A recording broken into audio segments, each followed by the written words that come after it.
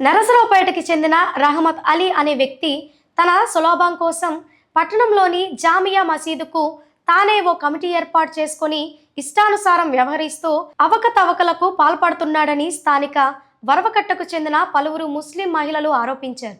ఈ రహమత్ అలీకి జామియా మసీద్కి ముతవల్లి కాదని, అతనికి మసీదుకు సంబంధం లేదన్నారు. ఇదేమని ప్రశ్నిస్తున్న ముస్లిం సోదరులపై చీటింగ్ కేసులు పెట్టి భయభ్రాంతులకు గురి చేస్తున్నారని తెలిపారు. గత 30 సంవత్సరాలుగా అంజుమన్ జామియా ఇస్లామియా మస్జిద్ తరపున షేక్ మస్తాన్ వలి అనే అతను ముతవలి. తను ముతవలి కాకపోయినా నాయబ్ బజార్కి చెందిన రహమత్ అలీ అనే వ్యక్తి తన స్వలాభం కోసం మాత్రమే అనే కమిటీ నెంబర్నని ఏ పార్టీ వస్తే ఆ పార్టీ ఎక్కడ పార్టీలకు తావు లేదు, ఓన్లీ మతపరమైన విధంగానే చెప్తున్నాం. మేము సొంత కమిటీలు వేసుకోవటాలు, షాపులు వాళ్ళు ఇష్టం వచ్చినట్టు అమ్ముకోవటాలు అలా చేస్తున్నారండి. ఇక రహమత్ అలీకి ఏ విధమైన సంబంధం లేదు. రహమత్ అలీ ముత్తవల్లి కాదు.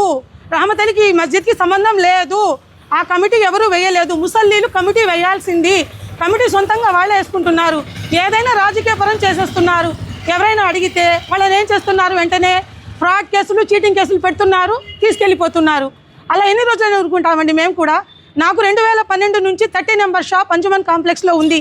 ఆ షాప్ నాదైనప్పుడు కరెంట్ బిల్లు నా పేరు మీద రాకపోయినా పర్వాలేదు, కానీ జామియా ఇస్లామియా నెంబర్ మీద రావాలి, కానీ రహమత్ అలీ పేరు మీద ఎలా వస్తుంది? ఆ పాయింట్ మీద నేను గ్రీన్ ఎవేస్కి వెళ్ళి కేసు పెట్టాను. ఆ తర్వాత తను వచ్చి నన్ను కన్విన్స్ చేశాడు. కన్విన్స్ చేస్తే నేను కేసు విత్డ్రా తీసుకున్నాను. దాని తర్వాత కూడా షాప్ నా పేరు మీదకి రాలేదు, తన పేరు మీదే ఉంది. షాపులు అమ్ముకుంటున్నారు.